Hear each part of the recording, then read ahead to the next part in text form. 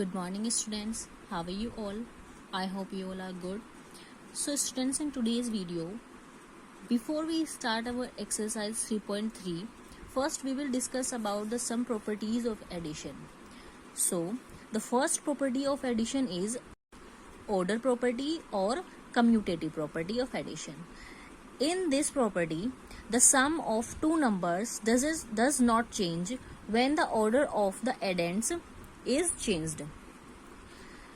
This is called the order property or commutative property of addition in numbers. बच्चों, order property और commutative property क्या होती है? इस property में जब ये जो दो addends होते हैं, जो दो नंबर जुड़ते हैं, उनको हम बोलते हैं एडेंड्स, ठीक है। और सम जो होता है, इन दोनों नंबर को ऐड करके जो भी डिजिट आती है, जो भी आंसर आता है, उसे हम बोलते हैं सम।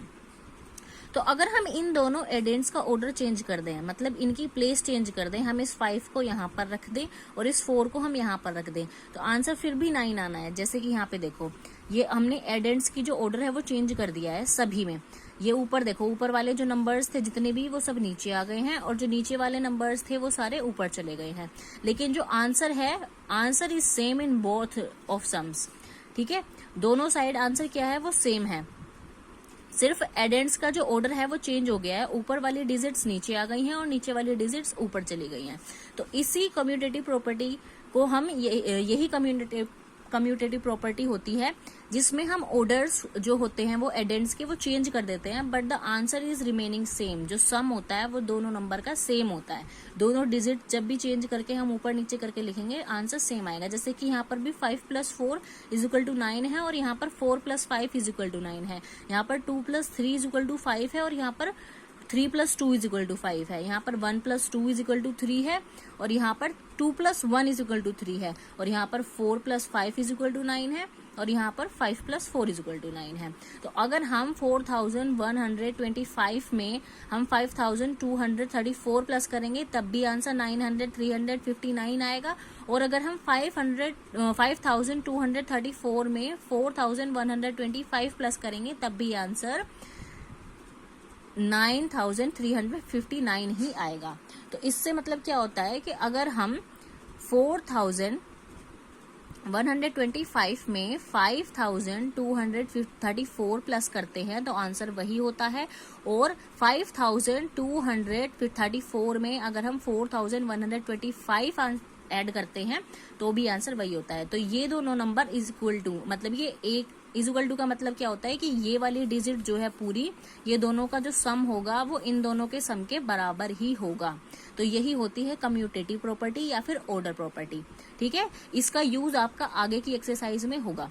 तो कंक्लूजन क्या है, the sum of two numbers doesn't change when the order of the addends is changed. तो कंक्लूजन ये है कि जब दो नंबर्स जो भी दो नंबर दिए गए हैं, उनके अगर हम ऑर्डर्ड, मतलब उसके जो एडेंड्स का ऑर्डर है, अगर हम वो चेंज कर देंगे, तो हमारा सम जो होगा दोनों नंबर का, जो जोड़, जो भी पूरा टोटल निकल के आ रहा है, वो चेंज नहीं होगा।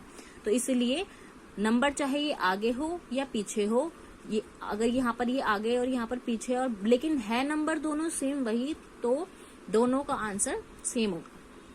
Now, second property is grouping property or associative property of addition.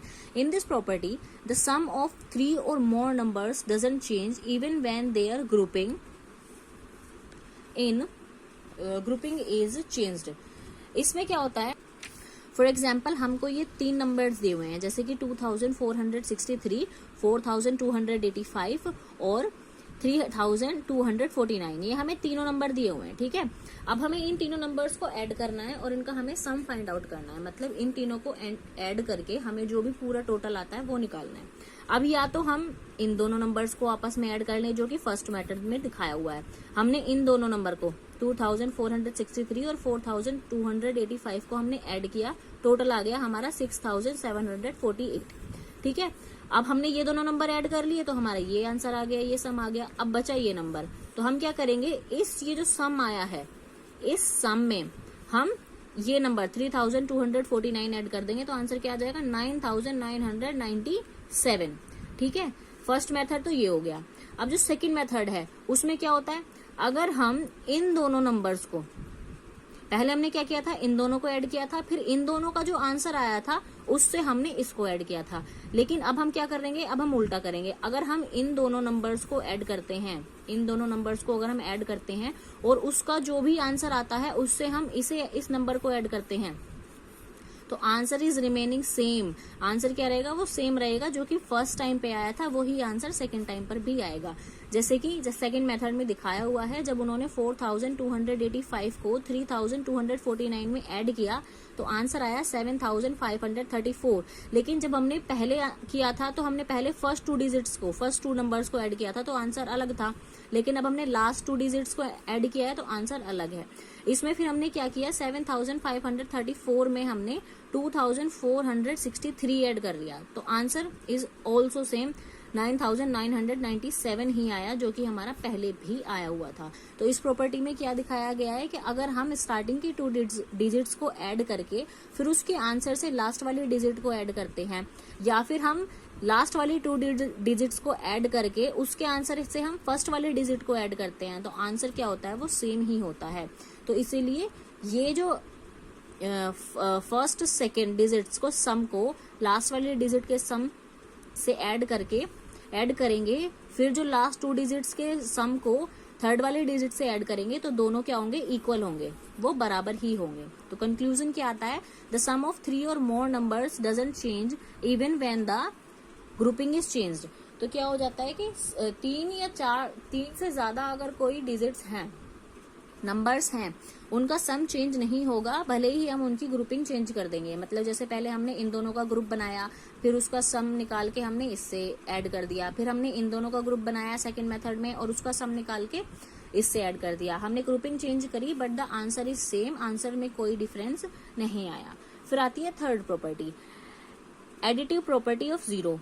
अब एडिटिव प्रॉपर्टी ऑफ जीरो, जैसे कि मैंने आपको कल भी बताया था, कल जो हमने एक्सरसाइज की थी मैंने उसमें बताया था कि sum of a number and zero is the number itself. जो मैंने बताया था कि अगर हम किसी नंबर में जीरो ऐड करते हैं, कोई भी नंबर है 1 2 3 4 5 6 7 8 9, इवन जीरो भी है तो अगर हम किसी भी नंबर में 1 से लेकर 0 तक अगर हम किसी भी नंबर में जीरो ऐड करते हैं तो वही आंसर आता है। फॉर एग्जाम्पल मैंने 1 + 0 किया, मैंने 1 में 0 ऐड किया तो आंसर इज 1, 2 + 0 किया तो उसमें आंसर इज 2, 3 + 0 किया तो आंसर इज 3। जीरो में किसी भी नंबर को आप ऐड करेंगे तो आंसर वही रहेगा जो भी आप नंबर ऐड कर रहे हैं। This is called the additive property of zero. तो इसी को हम एडिटिव प्रॉपर्टी ऑफ जीरो कहते हैं। जैसे कि इसका एग्जांपल दिया हुआ है नेक्स्ट पेज पर, यहाँ पर देखो, यहाँ पर कुछ भी नहीं है तो it means there is nothing and nothing is zero. Okay, अगर यहाँ पर कुछ भी नहीं है तो हम उसे जीरो एज्यूम कर सकते हैं। 4 + 0 = 4, 7 + 0 = 7, 5 + 0 = 5, 2 + 0 = 2। जीरो में कोई भी नंबर अगर आप ऐड करेंगे तो आंसर वही रहेगा। फॉर एग्जाम्पल आपने जीरो में 0 ही ऐड किया तो आंसर 0 ही रहेगा।